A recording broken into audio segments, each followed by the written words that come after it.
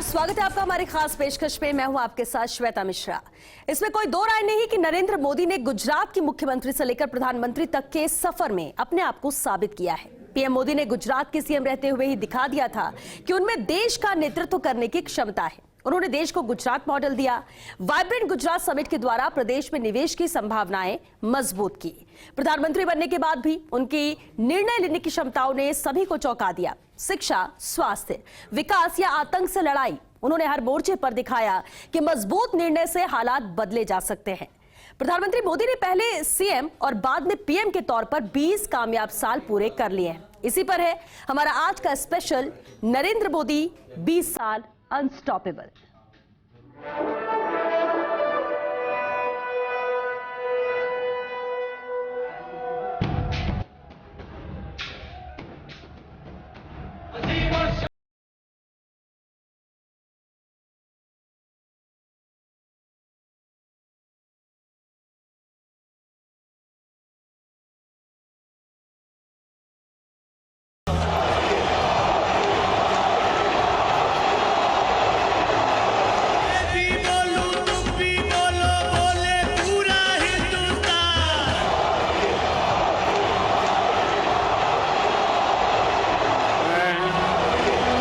नरेंद्र दामोदर दास मोदी।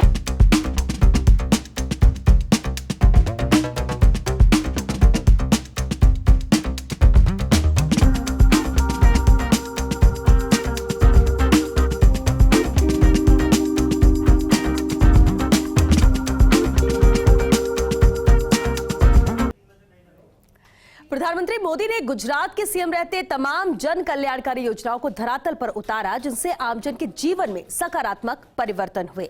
नरेंद्र मोदी जब देश के प्रधानमंत्री बने तब भी उनकी प्राथमिकता में गांव, गरीब, मजदूर, किसान रहे हैं। उन्होंने गरीबों को ध्यान में रखते हुए कई बड़ी योजनाएं लॉन्च की। उनके 20 साल की सफर पर आइए सिलसिलेवार तरीके से नजर डालते हैं।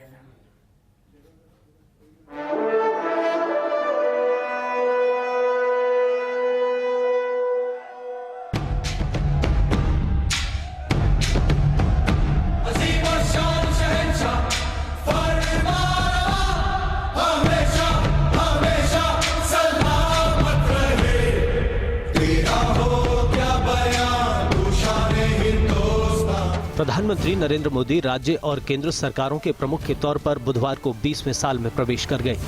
इस दौरान उन्होंने कोई ब्रेक नहीं लिया। इस तरह उन्होंने एक नेता के करियर के लिहाज से एक और मिसाल पेश कर दी है। नरेंद्र मोदी वही शख्सियत हैं जिन्होंने अपनी पार्टी बीजेपी को राष्ट्रीय स्तर पर बड़ी प्रतिष्ठा दिलाई। मोदी को उस वक्त राष्ट्रीय स्वयंसेवक संघ से अचानक निकालकर बतौर मुख्यमंत्री गुजरात की सेवा करने का दायित्व दे दिया गया था, जब बीजेपी के अंदर असंतोष की आवाजें उठ रही थीं।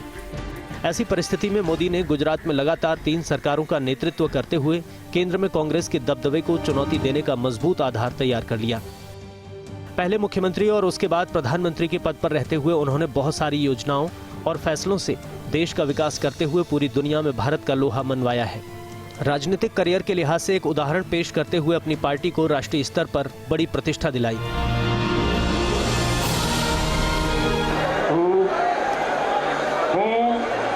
नरेंद्र दामोदर दास मोदी ईश्वरना नामे सौगंध लઉં છું ईश्वरना नामे सौगंध लઉં છું કે કાયદાથી સ્થાપિત ભારતના સંવિધાન પ્રત્યે હું સાચી શ્રદ્ધા અને નિષ્ઠા ધરાવીશ। उनके 20 साल के कार्यकाल पर नजर डालें तो 2001 में 7 अक्टूबर को गुजरात के मुख्यमंत्री पद की शपथ ली। 2001 में राष्ट्रीय स्वयंसेवक संघ से अचानक निकालकर उन्हें गुजरात का मुख्यमंत्री बना दिया गया और प्रदेश की कमान पूरी तरह से भाजपा ने एक संघी के हाथ में सौंप दी। हालांकि भाजपा के इस फैसले ने सभी को चौंका दिया था। 2001 में नरेंद्र मोदी पहली बार गुजरात के सीएम बने। उसी साल जनवरी में गुजरात में विनाशकारी भूकंप आया। केशुभाई पटेल को अपनी कुर्सी गंवानी पड़ी। भूकंप में 20,000 से ज्यादा लोग मारे गए थे। बीजेपी के अंदर असंतोष की आवाजें उठ रही थीं। नरेंद्र मोदी ने गुजरात में लगातार 3 सरकारों का नेतृत्व किया था। केंद्र में कांग्रेस के दबदबे को चुनौती देने का मजबूत आधार बनाया। 2002 गुजरात विधानसभा चुनाव में बीजेपी को ऐतिहासिक जीत मिली। मोदी के सत्ता संभालने के लगभग 5 महीने बाद ही गोधरा रेल हादसे के बाद गुजरात में दंगे भड़क उठे, जिनमें 1000 से ज्यादा लोग मारे गए थे। इस दंगे में मरने वालों में ज्यादातर मुसलमान थे। उस वक्त दंगों की वजह से भारतीय जनता पार्टी पर मोदी को हटाने का दबाव था, लेकिन इसके चंद महीने बाद जब दिसंबर 2002 के विधानसभा चुनावों में मोदी ने जीत दर्ज की तो उन्हें सबसे ज्यादा फायदा उन इलाकों में हुआ जो दंगों में सबसे ज्यादा प्रभावित थे। पीएम मोदी को गुजरात में समृद्धि और विकास का श्रेय भी दिया जाता है। भारत के कुछ बड़े उद्योगपति भी उनकी नीतियों की खुलकर तारीफ करते हैं। गुजरात में vibrant Gujarat global investors summit का आयोजन उन्होंने करवाया। मुख्यमंत्री नरेंद्र मोदी ने इसका उद्घाटन किया। इस मौके पर मुकेश अंबानी, अनिल अंबानी, गोदरेज और चंदा कोचर जैसे उद्योगपतियों ने मोदी और गुजरात की तारीफ की। इस समिट में विदेशों से भी लोग आए और गुजरात में इन्वेस्टर्स का रुझान बढ़ा। सीएम के तौर पर उन्होंने कई बड़े फैसले किए। 2004 में कन्या केलवणी और शाला प्रवेशोत्सव प्रोग्राम की शुरुआत की। ये दोनों योजनाएं बेटियों की पढ़ाई को बढ़ावा देने के लिए शुरू की गईं। 2006 में गुजरातियों को ज्योतिग्राम योजना का तोहफा दिया गया। 2007 में तीसरा चुनाव जीतकर सबसे लंबे समय तक सेवा करने वाले गुजरात के सीएम बने। 2008 में गुजरात की धरती पर टाटा नैनो का स्वागत किया। 2009 में ई-ग्राम विश्वग्राम योजना की शुरुआत की। 2010 में गुजरात का 50 साल का इतिहास 90 kg के टाइम कैप्सूल में सहेजा। 2011 में सद्भावना मिशन में 50 लाख लोगों ने व्रत कार्यक्रम में हिस्सा लिया। 2012 में चौथी बार गुजरात के मुख्यमंत्री के रूप में शपथ लेकर उन्होंने इतिहास रचा। नरेंद्र मोदी ने 26 मई 2014 को प्रधानमंत्री पद की शपथ ली। मैं नरेंद्र दामोदर दास मोदी ईश्वर की शपथ लेता हूं कि मैं विधि द्वारा स्थापित भारत के संविधान के प्रति सच्ची श्रद्धा और निष्ठा रखूंगा। मैं भारत की प्रभुता और अखंडता अक्षुण्ण रखूंगा। मैं संघ के प्रधानमंत्री के रूप में अपने कर्तव्यों का श्रद्धापूर्वक और शुद्ध अंतःकरण से निर्वहन करूंगा। 2002 के गुजरात दंगों की वजह से केंद्रीय राजनीति में अछूत समझे जाने वाले नरेंद्र मोदी पहले पार्टी के नेताओं को मनाकर केंद्रीय प्रचार समिति के अध्यक्ष बने। फिर चंद महीनों के अंदर बड़े नेताओं को दरकिनार कर प्रधानमंत्री पद के उम्मीदवार बन गए। मोदी ने सारी राजनीतिक गणित, सारी भविष्यवाणियां और परंपराओं को फेल करते हुए उग्र राष्ट्रवादी समझी जाने वाली भारतीय जनता पार्टी को राष्ट्रीय चुनावों में ऐतिहासिक जीत दिलाई। पार्टी ने पहली बार सहयोगियों की बदौलत नहीं बल्कि अपनी बदौलत सरकार बनाई। 26 मई को भारत के प्रधानमंत्री पद की शपथ ली। नरेंद्र मोदी भारत के ऐसे प्रधानमंत्री हैं जो पहले कभी केंद्र सरकार में नहीं रहे थे। प्रधानमंत्री बनने से पहले वे कभी संसद के सदस्य भी नहीं रहे, लेकिन उन्होंने अटल बिहारी वाजपेयी जैसे लोकप्रिय प्रधानमंत्री के हारने के बाद निराश पार्टी को फिर से जीत की उम्मीद रखने वाला दल बनाया और वर्षों से कांग्रेस सरकार से निराश लोगों में उम्मीद जगाई। यही वजह थी कि जनता ने मन खोलकर मोदी का स्वागत किया और भारी संख्या में वोट देकर उन्हें देश की कमान संभालने को दी। 21 जून 2015 को पीएम मोदी ने पहला अंतर्राष्ट्रीय योग दिवस मनाया, जिसके बाद योग के प्रति लोगों में ज्यादा जागरूकता आई और बड़े स्तर पर लोगों ने योग के महत्व को समझा। करप्शन पर सीधा वार करते हुए 2016 में भ्रष्टाचार, काले धन और जाली मुद्रा से लड़ने के लिए डीमोनेटाइजेशन, डिजिटल लेन देन के लिए भीम यूपीआई लॉन्च किया। मोदी के रातों रात नोटबंदी किए जाने के बाद से बड़े स्तर पर काला धन पकड़ा गया। Bureau report, first India news.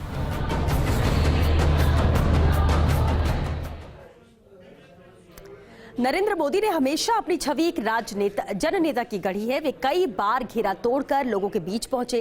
उन्होंने अपने फैसलों से देश को आश्चर्य में डाल दिया। जीएसटी लागू करने की बात हो या फिर जम्मू कश्मीर से धारा 370 हटाने की, पीएम मोदी ने कड़े फैसले लेने में कोई देरी नहीं लगाई। ट्रिपल तलाक पर कानून लाकर मुस्लिम महिलाओं को न्याय दिलाया।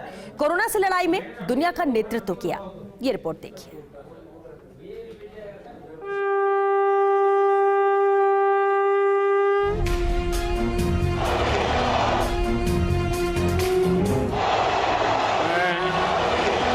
नरेंद्र दामोदर दास मोदी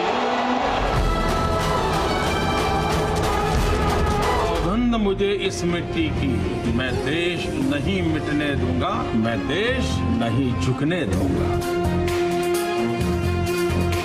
सौगंध मुझे इस मिट्टी की, मैं देश नहीं मिटने दूंगा, मैं देश नहीं मिटने दूंगा, मैं देश नहीं झुकने दूंगा।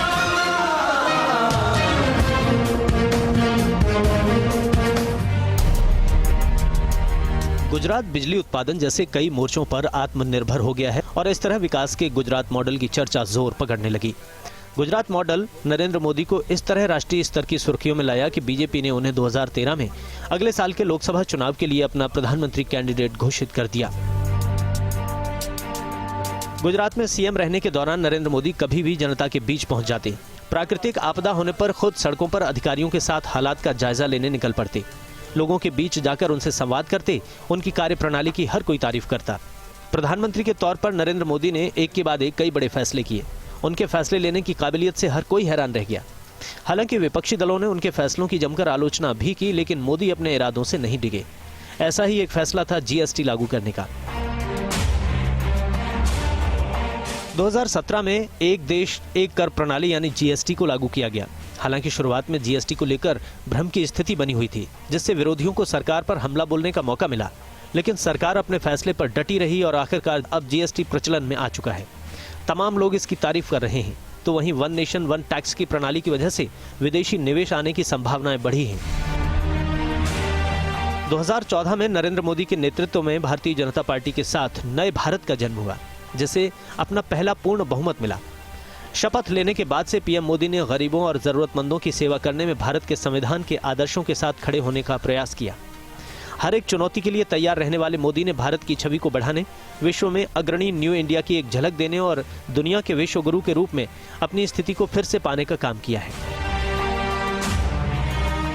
मोदी सरकार ने संविधान के अनुच्छेद 370 को जम्मू कश्मीर से निष्प्रभावी करते हुए बीजेपी के एक और प्रमुख वादे को पूरा किया। जम्मू कश्मीर राज्य से लद्दाख को अलग यूनियन टेरिटरी बना दिया गया, तो जम्मू कश्मीर का भी स्टेटहुड खत्म कर उसे भी यूटी बना दिया गया। सरकार के इस फैसले से दोनों केंद्र शासित प्रदेशों में बड़ा बदलाव देखने को मिला। एक और विकास योजनाएं धरातल पर उतरी, तो दूसरी ओर अलगाव और आतंक की कमर भी टूटी। इसलिए एग्रेसिव हूँ कि जम्मू एंड कश्मीर के पीएको को आप भारत का हिस्सा नहीं मानते हो क्या? एग्रेसिव ना हो, जान दे देंगे इसके लिए। क्या बात कर रहे हो आप? एग्रेसिव होने की क्या बात कर रहे हो? पीएम मोदी ने दूसरे कार्यकाल की शुरुआत में ही एक साथ 3 तलाक की कुप्रथा से मुस्लिम महिलाओं को मुक्ति दिलाई। ट्रिपल तलाक को कानूनन जुर्म बना दिया गया। भारत आर्थिक और सामाजिक विकास क्रांतियों के बाद सभी मोर्चों पर अपने नेतृत्व के साथ आश्वस्त महसूस करता है। पीएम मोदी ने जनधन, मुद्रा योजना, जन सुरक्षा योजना, उज्ज्वला योजना, उजाला योजना, भीम यूपीआई, पीएम आवास योजना, सौभाग्य योजना, आयुष्मान भारत और पीएम किसान जैसी योजनाएं लॉन्च की। ये योजनाएं सभी वर्गों को वित्तीय समावेशन की गारंटी देने की दिशा में एक बड़ा कदम है। 2018 में प्रधानमंत्री नरेंद्र मोदी ने देश को दुनिया की सबसे ऊंची प्रतिमा की सौगात दी। सरदार वल्लभ भाई पटेल की मूर्ति स्टैच्यू ऑफ यूनिटी को राष्ट्र को समर्पित किया। ये मूर्ति न सिर्फ देश की एकता का प्रतीक बनी है, बल्कि पर्यटन का बड़ा केंद्र बन रही है।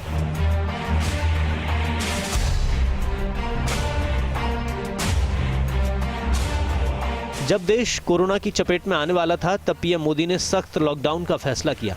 सही समय पर पूर्ण लॉकडाउन लगाकर कोरोना को महामारी बनने से रोका था। Bureau report. आतंकवाद हमेशा से देश की बड़ी समस्या रही है। पाकिस्तान आतंक को अपनी राष्ट्रीय नीति के तौर पर इस्तेमाल करता आ रहा है और भारत में आतंकी हमले कराने के लिए घुसपैठ करता रहा है। ऐसे में पीएम मोदी ने अपनी नीति में बदलाव किया और आतंक पर दुगनी ताकत से पलटवार करने की नीति पर देश आगे बढ़ा। ये रिपोर्ट देखिए।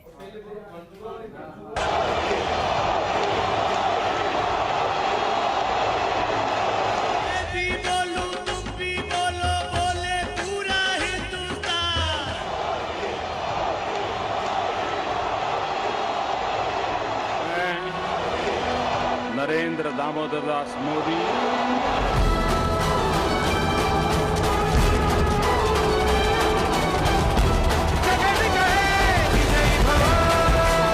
नए भारत के हमारे संकल्प को एक नई ऊर्जा के साथ आगे बढ़ाने के लिए यहां से एक नई यात्रा को आरंभित करने वाले हैं। साथियों, प्रचंड जनादेश वो जिम्मेदारियों को भी बहुत बढ़ा देता है और जिम्मेदारियों को सहर्ष स्वीकार करने के लिए हम निकले हुए लोग हैं। उसके लिए नई ऊर्जा के साथ, नए उमंग के साथ हमने आगे बढ़ना है। मोदी ने 20 साल की अपनी सरकारी सेवा के दूसरे दौर में भारत के प्रधानमंत्री के तौर पर देश को भरोसा दिया है।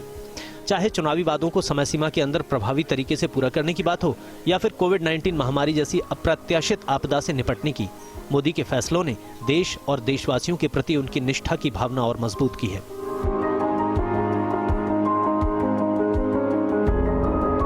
प्रधानमंत्री के तौर पर आतंक से लड़ना पीएम मोदी की नीतियों में सबसे आगे रहा है। उन्होंने घाटी में आतंक के खात्मे के लिए सेना को फ्री हैंड दिया। सेना ने सर्च एंड कॉर्डन की नीति पर चलते हुए घाटी में आतंकियों का ढूंढ ढूंढ कर खात्मा किया। इतना ही नहीं, सीमा पार से होने वाली घुसपैठ पर भी प्रभावी रोक लगाई।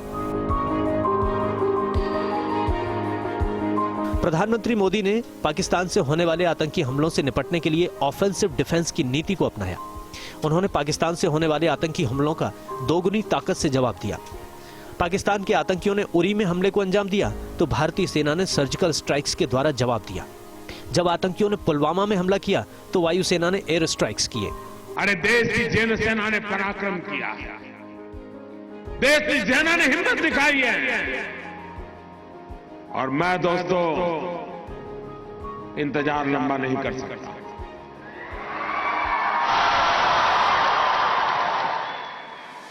चुन चुन करके हिसाब लेना, ये मेरी फितरत है, ये हमारा सिद्धांत है। हम घर में घुस के मारे। पीएम नरेंद्र मोदी का अंदाज बेहद निराला है। वो अपने व्यक्तित्व से हर किसी को आकर्षित करते हैं। छत्तीसगढ़ पहुंचे पीएम ने मंच पर अचानक कार्यक्रम के दौरान एक बुजुर्ग महिला के पैर छूकर सबको चौंका दिया था। अपने संसदीय क्षेत्र वाराणसी में उन्होंने सफाई कर्मचारियों के पांव धोए। बुजुर्गों के पैर छुए तो सफाई कर्मचारी भावुक हो उठे।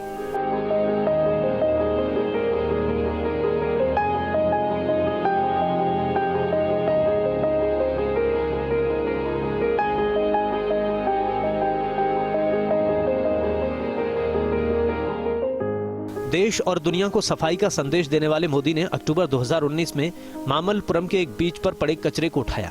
पीएम ने खुद इसका वीडियो ट्वीट किया। इस वीडियो में मोदी बीच पर फैला कचरा इकट्ठा करते नजर आ रहे थे।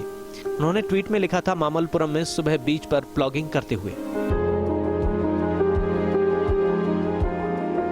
प्रधानमंत्री ने 5 अगस्त को अयोध्या में राम मंदिर का भूमि पूजन किया। इसके साथ ही उन्होंने इस गंभीर विवाद के कानूनी समाधान का बीजेपी का पुराना वादा पूरा कर दिया। वो मंदिर के भूमि पूजन पर पहुंचे और रामलला के चरणों में दंडवत हो गए। Bureau report, first India news.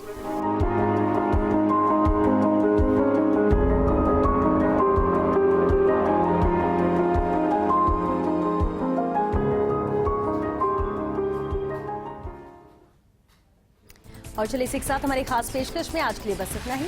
नमस्कार।